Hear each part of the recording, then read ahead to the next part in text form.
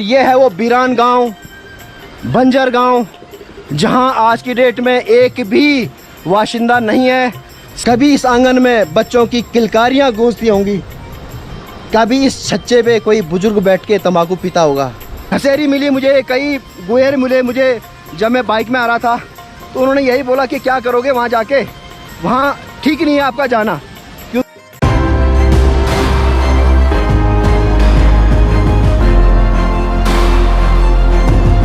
Hello, नमस्कार, प्रणाम, स्वागत है आपका देवभूमि उत्तराखंड की इन खूबसूरत वादियों से। मैं हूं अभी खिरसू ब्लॉक के चरणशिव पट्टी में। सामने एक गांव है। फिलहाल मेरा मकसद तो इस गांव में जाना नहीं है। मेरा मकसद है एक ऐसे गांव में जाना जो आज वीरान हो चुका है, जहां के निवासी पलायन कर चुके हैं, जहां आज की डेट में कोई नहीं रहता। घर वीरान है, गांव पूरा वीरान है, उजड़ गया है गांव पूरा। और उस गांव का नाम है झाला। सामने मुझे कुछ मकान दिख रहे हैं, शायद वो हो सकता है झाला। यहाँ पे भाई साहब थे, भाई साहब से मैंने पूछा झाला गांव के बारे में, तो उन्होंने कहा कि यहाँ से तुझे नीचे जाना है और नीचे से फिर आगे है वो वीरान गांव। हालांकि जहाँ से मैं आया हूँ वहाँ से रोड की हालत बहुत ज़्यादा ख़राब है। आप ये देख रहे हैं, मैंने रेनकोट पहना हुआ है क्योंकि बहुत ज़्यादा बारिशें हो रही हैं। चारों तरफ घुप अंधेरा हो रहा है क्योंकि कोहरा लगा हुआ। हालांकि इस टाइम 11 बज रहे हैं सुबह के।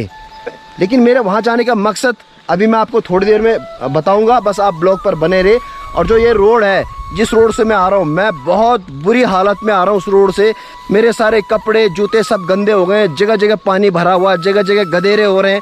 लेकिन मैंने सोचा कि जब मैं आधे रास्ते आ चुका हूँ तो मैं ज़रूर जाऊँगा, चाहे कोई भी परिस्थिति हो। मैंने ज़रूर इस गाँव जाना है, इस झाला में, जहाँ से कि पलायन हो चुका है, 100% पलायन हो चुका है इस गाँव से।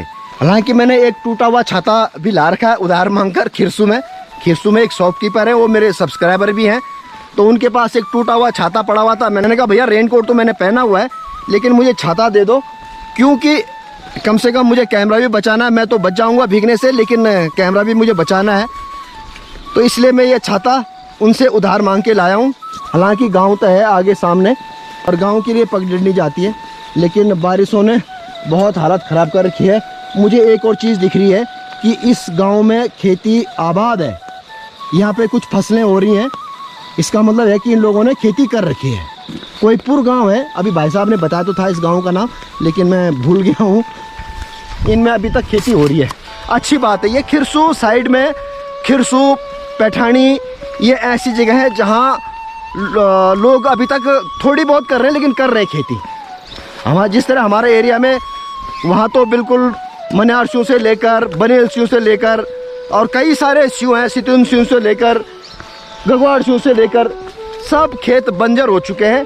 लोग अब कुछ नहीं कर रहे हैं, लेकिन हाँ, यहाँ के लोगों ने कुछ ना कुछ तो यहाँ कर रखा है। एनीवे, अब मुझे जाना है नीचे कहीं से। भाई साहब ने बताया कि मुझे नीचे की तरफ जाना है। हालांकि सामने ये गांव है, लेकिन मुझे गांव में, इस गांव में तो खैर मुझे जाना नहीं है। अब रास्ता किधर से है वो ढूंढना पड़ेगा मुझे। भाई साहब ने बताया तो था कि आगे से कच्चा रास्ता आएगा और कच्चे रास्ते से मुझे नीचे जाना है। अब कहाँ से वो कच्चा रास्ता वो देखना पड़ेगा। जो बांझ पड़ गया है, जो झाला बांझ पड़ी ऊंचा, जो वो की जान में जो झाला बांझ पड़ी ऊंचा, बहुत दुख भी होता है यार इस तरह।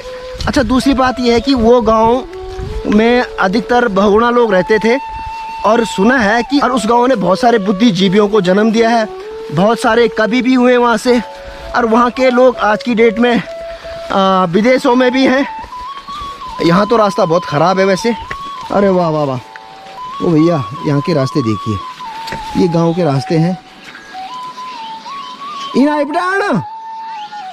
रास्ता तो बहुत ख़राब चिंतु मरी काका। ये बाबा, ये गांव भी शायद विकास के बाट जो रहा है भाई। हालांकि बाहर से रास्ते ख़राब तो कर देते हैं, लेकिन नमस्कार यक बेटा जान। अच्छा मत बेटा झाला, नमस्कार बोली, नमस्कार। गाँव कोच रैतपुर। अच्छा, तो ये नया हो तो रास्ता पूछना ही पड़ेगा मुझे। अब यहाँ से कह रहे हैं नीचे है रास्ता। चलो जी, ये कह रहे हैं 1 किलोमीटर दूर है यहाँ से, ज़्यादा दूर नहीं है। हाँ, बीच में गधेरा पड़ता है, गांव की सीढ़ियाँ हैं। अब भैया सीढ़ियाँ बड़ा नैरो है। नमस्कार नमस्कार. खूप छा मा शरीर पॅन्ट खूप छा. अच्छा हाँ अच्छा मंदिर से ऊंधा रास्ता है. अच्छा ठीक ठीक ठीक. नहीं बच्चे नहीं ना नहीं नहीं नहीं. चलो जी दादा पकड़ बाहर सुनार पे सुनिया. हाँ भैया डर लग रहा है कुत्तों से. पहले तो डर नहीं लगता था मुझे, लेकिन जब से मुझे बिल्ली ने काटा है तब से बहुत डरना शुरू हो गया हूँ मैं. क्योंकि मुझे काटने से डर नहीं लगता भैया, डर इंजेक्शन से लगता है जो 5-5 इंजेक्शन झेलने पड़ते हैं. अभी तो 5 इंजेक्शन झेले मैंने बिल्ली के काटने से. तो भैया कुछ इस तरह है इस गांव के रास्ते. अभी ये नीचे कह रहे कि आगे मंदिर पड़ेगा एक, और मंदिर से फिर मुझे मुड़ना है राइट की तरफ. यहाँ पराली है, इसका मतलब इस गांव में सट्टी बहुत होते हैं. पराली बतारी गांव में खेती होती है. ऐसे ऐसे हालात में हमें कंटेंट बनाने पड़ते हैं, लेकिन मुझे शौक़ है इन कंटेंट बनाने का. एडवेंचर पसंद आदमी हूँ मैं. कभी कभी अकेला नहीं जाना चाहिए. जैसे मैं अभी जा रहा हूँ, जैसी जगह पे जा रहा हूँ मैं कि वहाँ कोई नहीं है, क्योंकि आजकल यहाँ पे जंगली जानवरों का भी खतरा रहता है यहाँ पे, खासकर इस एरिया में. अब ये मंदिर है, जो भी मंदिर है, नमस्कार प्रणाम, ओम नमः शिवाय नमः शिवाय नमः शिवाय. अब यहाँ तो आजकल बरसात का मौसम है, तो बरसात में थोड़ी दिक्कतें हो जाती हैं. दिक्कतें हैं यहाँ पे बारिश के कारण यार एक पौधा भी ख़राब हो गया है, सब लटक गया है. अब यहाँ इस गांव में तो खेती अच्छी होती है ऐसा लग रहा है, क्योंकि ये शेरों का गांव लग रहा है मुझे, क्योंकि नीचे गधेरा है. और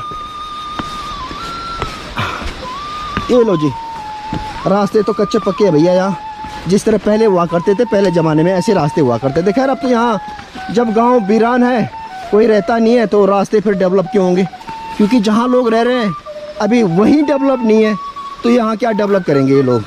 चलो यहाँ देखिए यह है सेरा, और यहाँ हो रहे सट्टी लोग.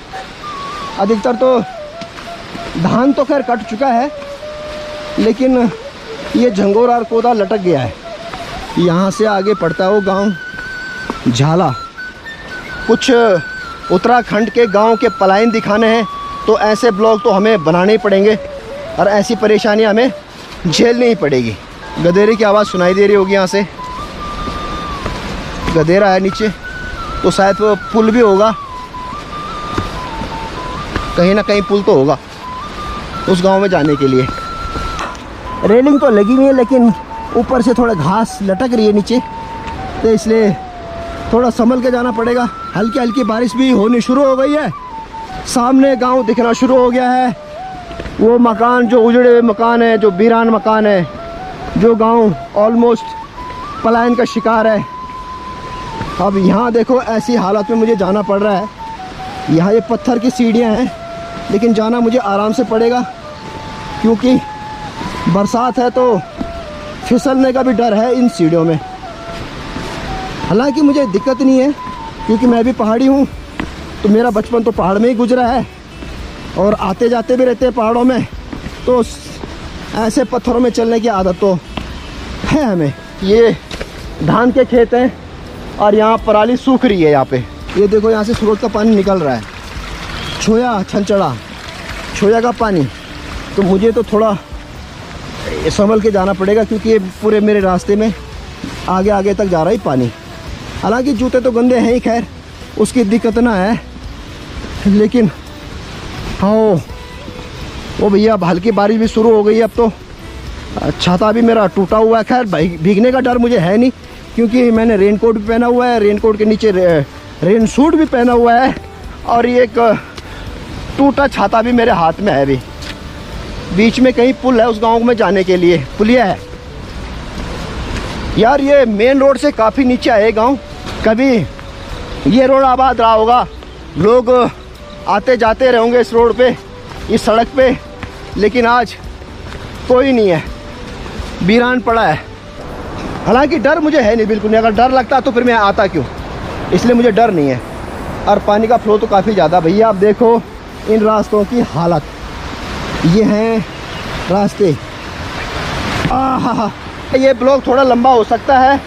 मेरे मोस्टली ब्लॉग तो खैर वैसे भी लंबे होते हैं, लेकिन आपसे गुजारिश है कि आप देखिएगा ज़रूर, क्योंकि मैं अपने उत्तराखंड के मोस्टली ब्लॉग बनाता हूँ, इसलिए बनाता हूँ, और ख़ासकर मेरा फोकस होता है पलायन पे। मेरा ये मतलब होता है कि भैया आप गांव में आओ, कम से कम साल में आओ, 2 साल में आओ। और यहाँ देखो यह गदेरा, पानी का फ्लो कितना तेज़ हो रहा है इस पर, क्योंकि बारिशें हो रही हैं। ये है वो पुलिया, इस गदेरे के ऊपर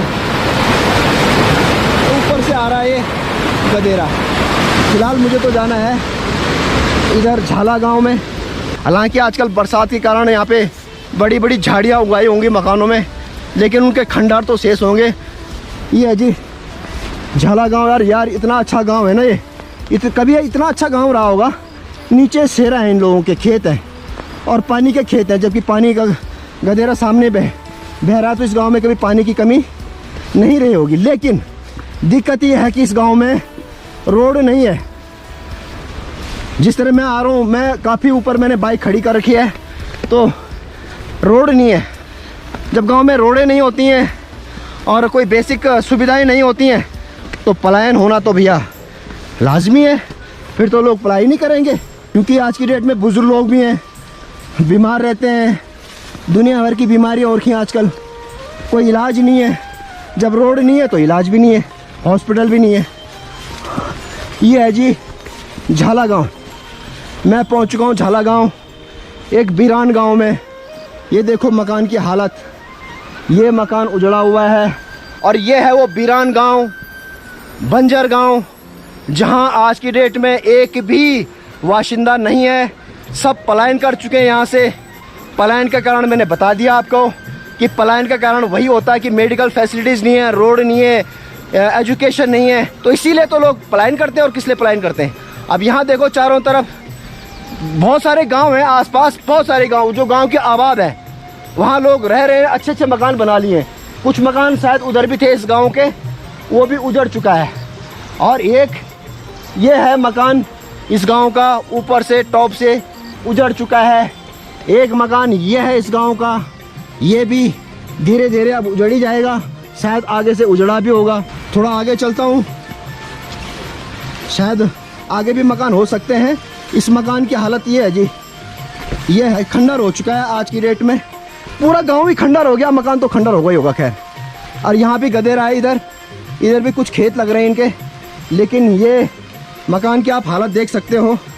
कभी एक मकान में चहल पहल रही होगी, बच्चे खेलते होंगे, बुजुर्ग हुंगरा भरते होंगे, हुक्का पीते होंगे। लेकिन अफसोस कि ये गांव आज वीरान है, उजड़ा हुआ है। बढ़ता हूँ और किसी मकान में। बारिश शुरू हो गई है। छाता इसलिए ले रखा मैंने कि मैं थोड़ा, मेरा कैमरा बच जाएगा। हालांकि छाता बस केवल कैमरा बचाने के लिए, मैं तो बच नहीं सकता क्योंकि छाता टूटा हुआ है। चलो जी आगे बढ़ते हैं।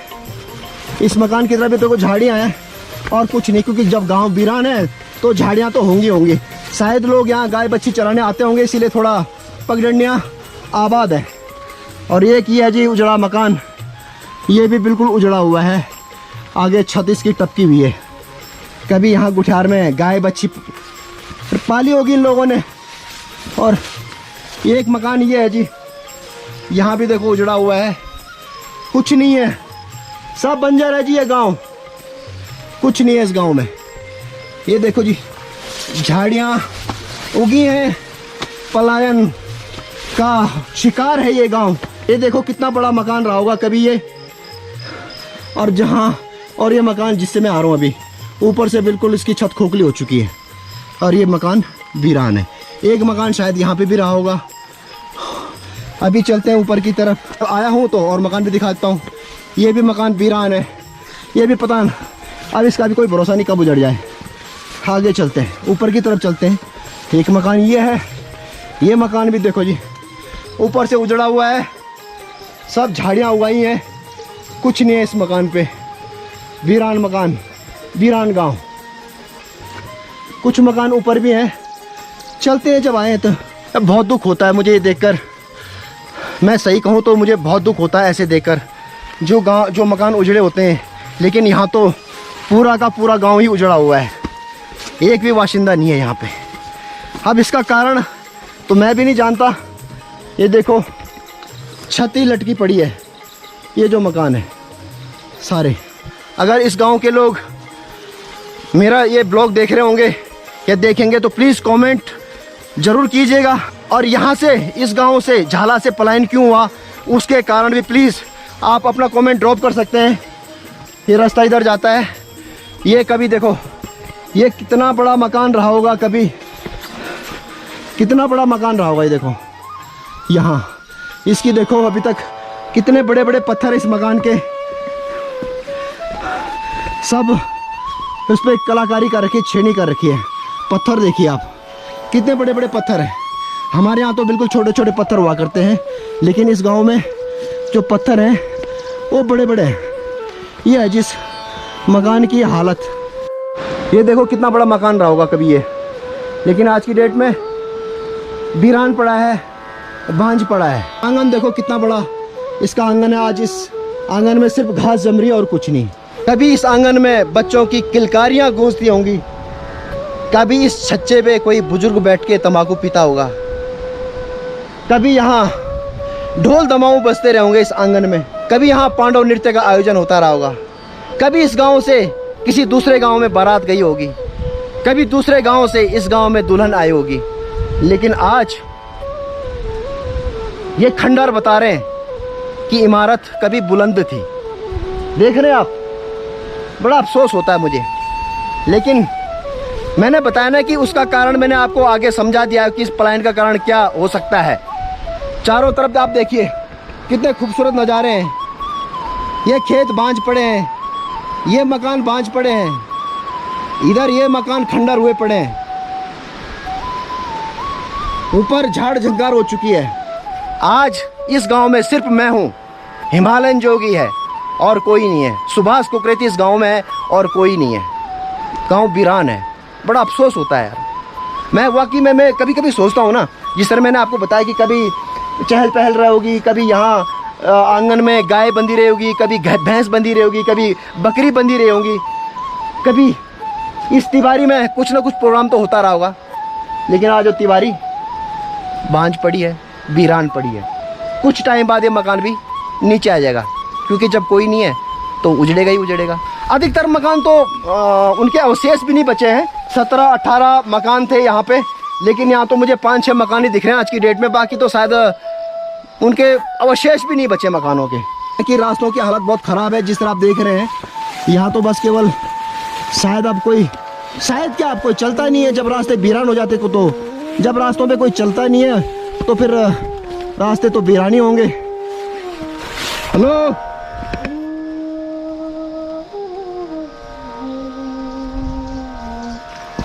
ये देखो, ये जो आगे से मैंने मकान दिखाया ना, ये उसकी हालत है।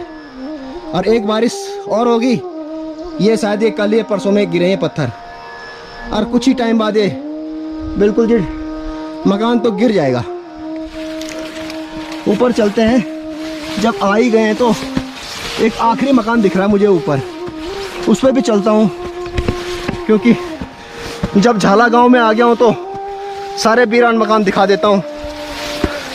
बहुत मुश्किल है जी। ये देखो झाड़ झंकार, देखो यहाँ बिल्कुल झाड़ झंकार है। वहाँ जाना पॉसिबल नहीं मेरे लिए। और ये मकान तो शायद सीमेंट का मकान है, बाहर से इन्होंने सीमेंट से काम कर रखा है, लेकिन अंदर से पूरा उजाड़ है, पूरा उजाड़ है जी। ये देखो यहाँ पूरा मकान उजड़ चुका है। पटियाल देखो, कितनी बड़ी बड़ी पटियाल थी यहाँ कभी। आगे ये देखो जी, मकान सारे उजड़ चुका है। अब उजड़ेगा ही भाई, जब कोई रहेगा नहीं इन मकानों में तो उजड़ेंगे ही। इसके बगल में भी ये खंडर बचा है, कुछ दीवारें शेष हैं, और यहाँ भी देखो झाड़ झंकार है, कुछ दीवारें शेष हैं। 2-4 मकान ऊपर हो सकते हैं, लेकिन अब मेरा जाना ठीक नहीं हुआ, क्योंकि मुझे नीचे से आते आते थोड़ी सांस भी फूलनी शुरू हो गई है। लेकिन फ़िलहाल मेरा मकसद सिर्फ ये था यहाँ आने का कि पलायन एक अभिशाप है उत्तराखंड पर, पलायन धब्बा है उत्तराखंड पर। कम से कम उत्तराखंड सरकार को और भारत सरकार को भी इस पर सोचना पड़ेगा। जिस तरह हमारे उत्तराखंड की डेमोग्राफी चेंज हो गई है, बाहर के लोग यहाँ बस गए, यहाँ के लोग बाहर बस गए। मैं भैया जो भी इस गांव वाले हैं आपसे हाथ जोड़कर विनती करता हूँ, ये आपका पुरखों के मकान है, ये आपके पुरखों की धरोहर है। यहाँ से पलायन, ठीक है आप विदेशों में बस गए हो, बाहर की बड़ी बड़ी सिटी में आप बस चुके हो, लेकिन कम से कम इन बुजुर्गों ने कठिन परिस्थिति में ये मकान बनाए होंगे, ये खेत आबाद किए होंगे, इन खेतों पे काम किया होगा, पहाड़ तोड़ कर ये खेत बनाए होंगे।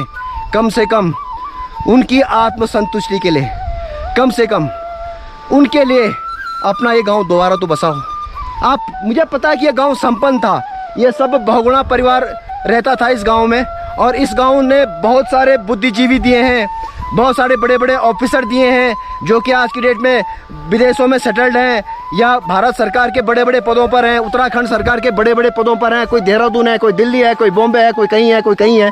और यहाँ से एक बहुत बड़े कवि भी हुए हैं जिनको कि उत्तर प्रदेश सरकार ने, क्योंकि उस टाइम उत्तराखंड अलग नहीं हुआ था, तो उस टाइम यूपी का ही पार्ट था उत्तराखंड, तो उन्होंने बहुत बड़े पुरस्कार से उनको नवाजा है। उनका नाम अबोध बहुगुणा है, शायद वो है या नहीं है मुझे नहीं पता इस बारे में। अगर उनके परिवार वाला कोई देख रहा है तो प्लीज़ कमेंट्स जरूर कीजिएगा। सत्य कहूँ तो मुझे आज बहुत दुख हो रहा है ये वीरान गांव देखकर। मैंने बताया ना, बार बार बोल रहा हूँ, कभी बच्चे इन पगडंडियों से खेलते होंगे, जाते होंगे, कभी घसेरी घास काटने जाती होंगी इन पगडंडियों में, कभी कोई ताई, कोई बूढ़ी, कोई दादी, कोई चाची घास काटने जाती होगी, अपने खेतों में जाते होंगे।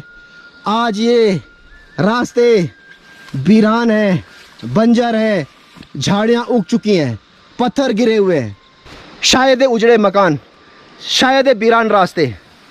क्या पता आपको बुला रहे होंगे।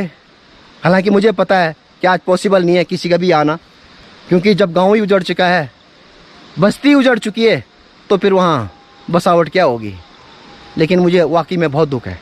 मैं चाहता हूँ कि कम से कम भाई लोगों एक बार ज़रूर आना अपने गांव में, इस झाला गांव में एक बार ज़रूर आना, कभी समय मिले तो अपने इन पुरखों के मकान को ज़रूर देख जाना, चाहे बनाना मत, लेकिन देख ज़रूर जाना, और कम से कम नतमस्तक हो जाना उनकी मेहनत के आगे, जो उन्होंने मेहनत इन मकानों को बनाने में की होगी, जो मेहनत उन्होंने इन खेतों को बनाने में की होगी। मैं कोटि कोटि नमन करता हूँ उनको जिन्होंने कभी इस गांव को बसाया होगा, जिन्होंने कभी इस गांव में गाय बच्ची चराई होंगी, गाय पाली होंगी। मैं ज़्यादा सही बताऊँ तो मैं बड़ा भावुक आदमी हूँ, मुझे जल्दी रोना भी आ जाता है, इसलिए मैं ज़्यादा नहीं बोलूँगा। बस कंठ जो है ना, कंठ थोड़ा गला रूंध रहा है मेरा ये गांव की हालत देखकर। भगवान न करे यार ऐसा उत्तराखंड का और कोई गांव हो। हालांकि गांव तो बते रहे हैं उत्तराखंड में, खासकर पौड़ी में भी बहुत सारे गांव जो ऐसे वीरान पड़े हैं, बंजर पड़े हैं, लेकिन बहुत अफसोस होता है। मैं तो केवल उत्तराखंड के हालात ही दिखा सकता हूँ अपने YouTube चैनल के थ्रू, बाकी मेरा और कोई मकसद नहीं है या कोई शौक़ नहीं है इस तरह गांव दिखाने का, क्योंकि मैं भी देवभूमि से उत्तराखंडी हूँ। मैं भी उत्तराखंड के इसी पौड़ी ज़िले में पैदा हुआ हूँ, यहीं पड़ा बला हूँ, इसलिए दुख होता है मुझे भी ऐसे मंजर देखकर। उत्तराखंड के बहुत हालत ख़राब है, सरकार कोई सुविधा देने को राज़ी नहीं है। अभी मैं आपको रोड की हालत भी दिखाऊंगा। जब मैं पंडाली गांव गया था तो वहाँ की रोड की हालत आपने देखी, लेकिन उससे बदतर हालत है इस गांव के रोड की। खासकर जो ऊपर जो गांव है रैतपुर से ऊपर जो रोड है उसकी तो बहुत ज़्यादा हालत ख़राब है, क्योंकि अभी बरसात का टाइम है, बारिश हो रही है। मैं बड़ी मुश्किल से आया हूँ वहाँ से, क्योंकि जगह जगह गधेरे हो रहे हैं और जगह जगह मिट्टी जमी हुई है, पानी जमा हुआ है। उस दलदल से मैं लेके आया हूँ। कोशिश करूँगा कि अगर मेरे कैमरे पे बैटरी ज़िंदा रही तो मैं ज़रूर उस रोड की हालत भी आपको दिखाऊंगा। अभी फ़िलहाल तो मुझे इन वीरान मकानों से और वीरान गांव से और इस भूतहा गांव से अब मैं वापस जाना पड़ेगा मुझे। मैं बस इसीलिए आया था यहाँ पे, क्योंकि मैंने सुना था कि एक गांव है यहाँ झाला गांव, जो कि आज की डेट में बंजर पड़ा है, कोई नहीं है, वीरान पड़ा है, सब मकान उजड़ चुके हैं और लोग यहाँ से पलायन कर चुके हैं। तो मैंने कहा एक बार यहाँ जाना बनता है। मैं बताया ना कि मैं बहुत कठिन परिस्थिति में आया हूँ यहाँ। मैं किसी पे एहसान नहीं कर रहा हूँ कि मैं कठिन परिस्थिति में, कई लोग कमेंट भी करेंगे शायद कि भैया तू हमारे लिए थोड़ी बनाना वीडियो, अपने लिए बना रहा है ना, पैसे के लिए बना रहा है। लेकिन मेरा वो मकसद नहीं है।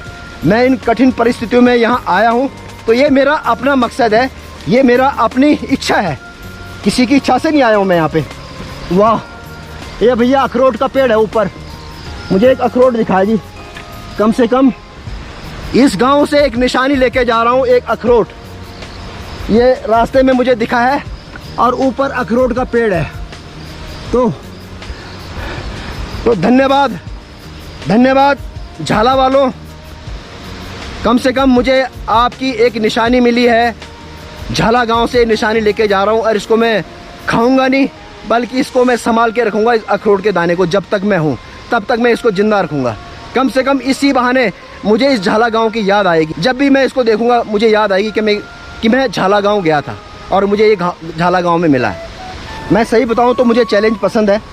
मुझे हालांकि कई लोगों ने ये भी एडवाइस किया ऊपर गाँव में भी कि भैया मत जाओ, वहाँ पे झाड़ झंकार है, क्या करने जा रहे हो। कई घसेरी मिली मुझे, कई गुहेर मिले मुझे।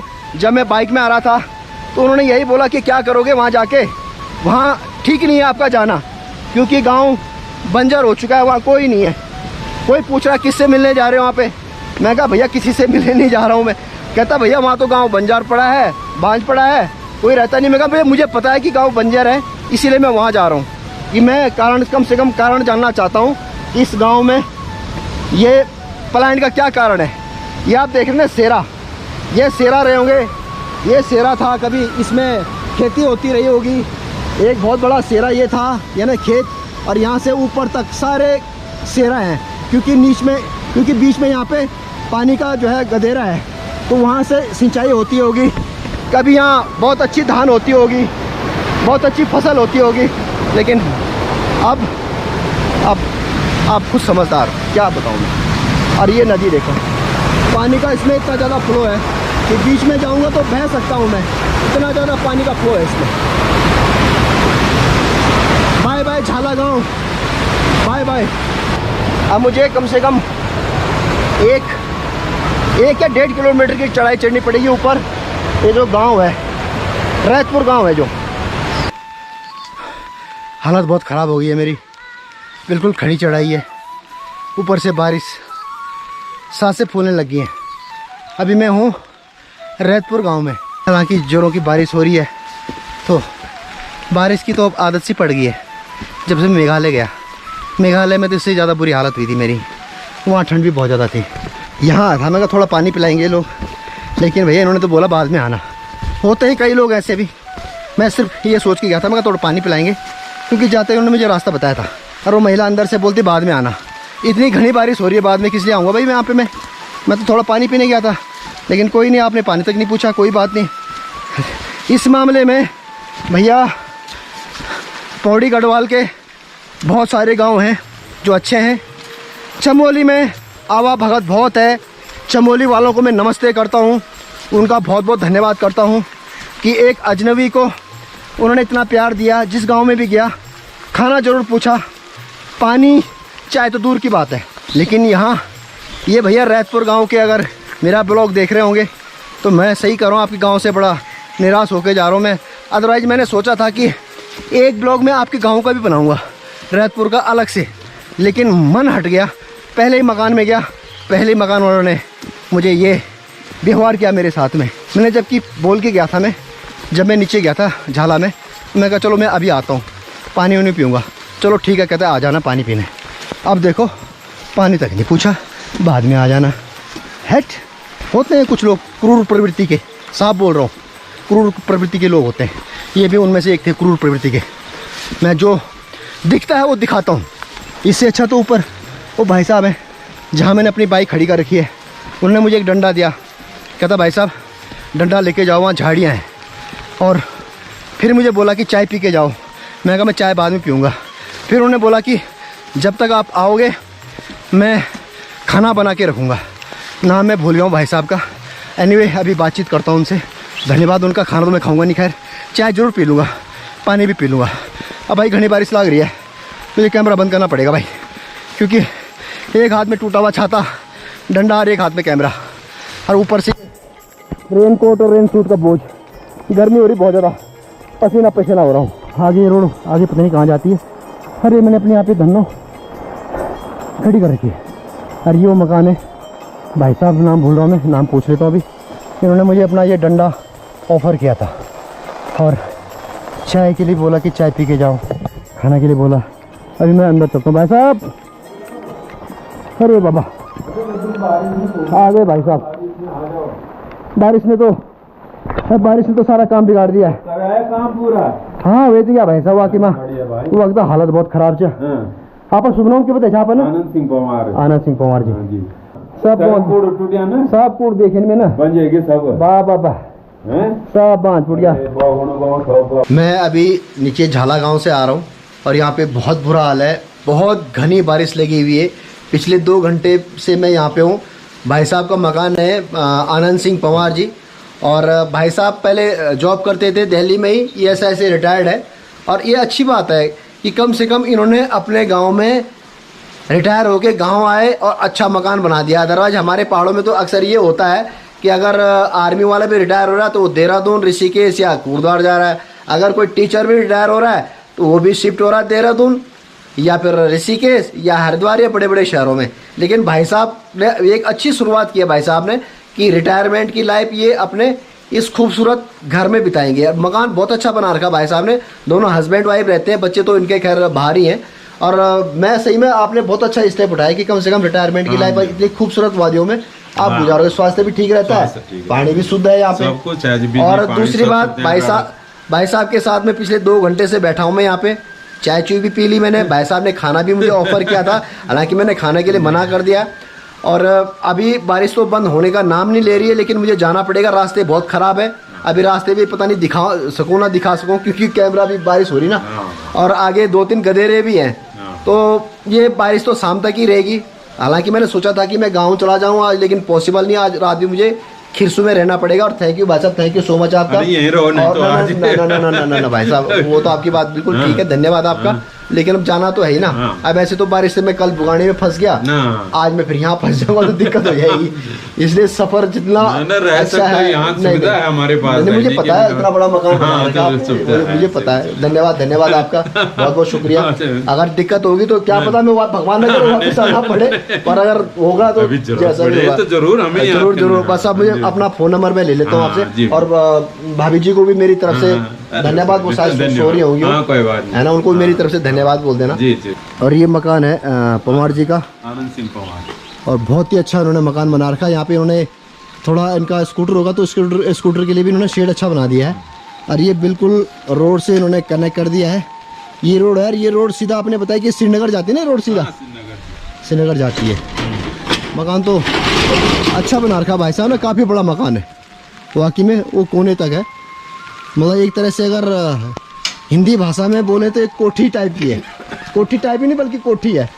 स्कूटर के लिए उन्होंने जगह बना रखी है। हालांकि यहाँ पे एक रूम भी है, लेकिन ठीक है, अपना स्कूटर थोड़ा सेफ रहेगा यहाँ पे। और छत भी काफ़ी लंबी चौड़ी, मकान बड़ा है तो छत भी लंबी चौड़ी होगी। पीछे भी कुछ मकान बने हुए। अच्छा नहीं, आपने काफ़ी लंबा चौड़ा बना रखा भाई साहब मकान। पैसा लगा रखा आपने मकान पे, पैसा अच्छा लगा दिया आपने। हाँ, और पीछे जगह भी है। हालांकि भाई साहब कह रहे हैं कि यहाँ पे शाम को जंगली सुअर और रीछ आता है बहुत ज़्यादा। तो जो इन्होंने मेहनत कर रखी है, जो मक्की लगा रखी थी, मिर्च लगा रखी थी, सब्जियां लगा रखी थी, ककड़ी लगा रखी थी, सब खा गया रीछ। इधर से यहाँ उन्होंने काफी कुछ किया हुआ था। और भाई साहब वो नीचे क्या झंगोरा है क्या? वहाँ भी गए थे। अच्छा। और ये तो सारा खत्म कर रखा उन्होंने, पौधा भी। हाँ, ये तो सब खत्म कर दिया उसने, इसीलिए वाकई में। और नीचे किस चीज के खेत है वो? पौधा और झंगोर ना। चलो बढ़िया। लेकिन हाँ, दिक्कत ही है कि भैया सही बात है, आप सही कह रहे हो कि इतनी मेहनत करने के बाद जब जानवर खा जाए तो मेहनत करके फायदा क्या है? फिर कोई फायदा नहीं है। चलो एनीवे, थैंक यू भाई साहब। ओके भाई, बहुत बहुत धन्यवाद। अभी जरा निकाल दूँ। चलो फिर कब आ रहे हैं भाई? कब आ रहे हैं फिर? हाँ पक्का भाई, जब तो नंबर शेयर हो गया ना। मैं अभी आ रहा हूँ यहाँ झाला गांव से और रैतपुर से।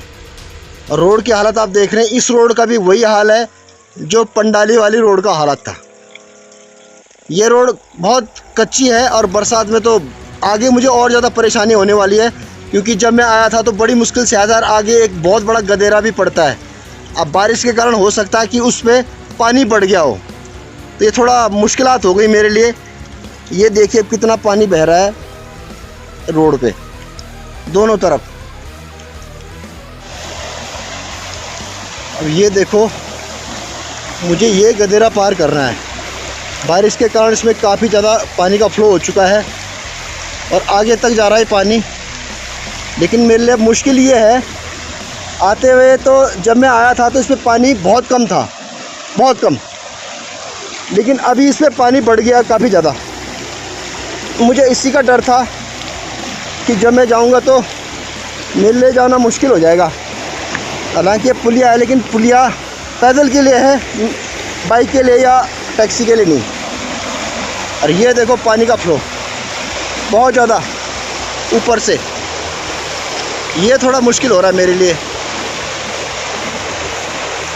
यहाँ पे, क्योंकि बड़े बड़े पत्थर भी हैं बीच में, वो दिक्कत है। यहाँ फंस गया भाई, मैं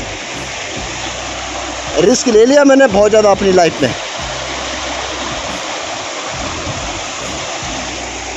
यहाँ तक जा रहा है पानी जहाँ पे मेरी बाइक खड़ी है।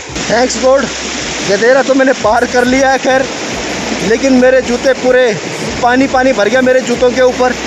यहाँ पानी का फ्लो देख रहे हैं ना आप, इतना ज़्यादा है। ये सिर्फ बारिश के कारण, ये जो 3 दिन से लगातार बारिश हो रही है यहाँ पे, उसके कारण ऐसा हो रहा है। मुझे नहीं पता था कि यहाँ पे ये दिक्कत है, अदरवाइज़ मैं कभी नहीं आता यहाँ। मैं सिर्फ वहाँ पे कोटकी गांव है उसका ब्लॉग बनाने आया था, लेकिन फिर अचानक मैं यहाँ मुड़ गया। 4 किलोमीटर दूर है यहाँ से, लेकिन रोड की हालत बहुत ज़्यादा ख़राब है। मैंने कैमरा नहीं लगा रखा है, गोप्रो मैंने माउंट नहीं कर रखा क्योंकि बारिशें हो रही बहुत ज़्यादा। कि गोप्रो वाटरप्रूफ है, लेकिन फिर भी मैंने रिस्क नहीं लिया। लेकिन ये हालत देख रहे हैं आप यहाँ पे, ये गदेरा पार करना पड़ा मुझे। यहाँ मेरे जूतों के अंदर बिल्कुल पानी भर गया है। वहाँ से आ रहा हूँ मैं, वहाँ पूरी रोड में पानी जा रहा है। और अभी भी बारिश होने वाली है, हो रही है, थोड़ी देर रुकी हुई है, हल्की हल्की है। और ये है ग्वाड़ गांव। इसमें भी अधिकतर मकान वही पुराने स्ट्रक्चर वाले हैं, जो कि बहुत ही खूबसूरत लग रहे हैं ऊपर से। हालांकि एक नीचे मकान है, इन्होंने तो बहुत सही मकान बना रखा है, सीमेंट का, कंक्रीट का। एक मकान ये है सामने, ये भी पक्का मकान है। लेकिन अधिकतर जो मकान मैं देख रहा हूँ यहाँ नीचे इस गांव में, वो वही पुराना स्ट्रक्चर है। और पुराना स्ट्रक्चर यार खूबसूरत लगता है मुझे, तो मैं सही बताऊँ, ये नए सीमेंट के मकान पहाड़ों में ठीक नहीं लगते। ये यहाँ के माहौल को ख़राब कर रहे हैं। और मौसम का मिजाज कुछ इस तरह है। बड़ी मुश्किलात से आ रहा हूँ मैं इस रोड पे, क्योंकि जगह जगह दलदल है, गदेरे हैं, और ऊपर है टॉप पे यहाँ से खिरसू। मुझे अभी वहीं जाना, खिरसू टॉप पे। हालांकि मैं आया किसी और मकसद के लिए था और पहुँच गया कहीं और यहाँ के नज़ारे कुछ इस तरह हैं भैया। बारिशों ने बहुत हालत ख़राब कर दी है, मेरी तो करी है और लोगों की भी कर दी है, कि सारा काम रुक गया है।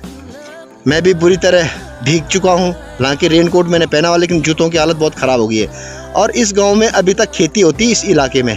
यहाँ पे अभी तक इन्होंने झंगोरा कोदा बो रखा है अच्छी तरह। और मौसम का हाल तो बहुत ही गंदा है, बहुत ही बेकार है।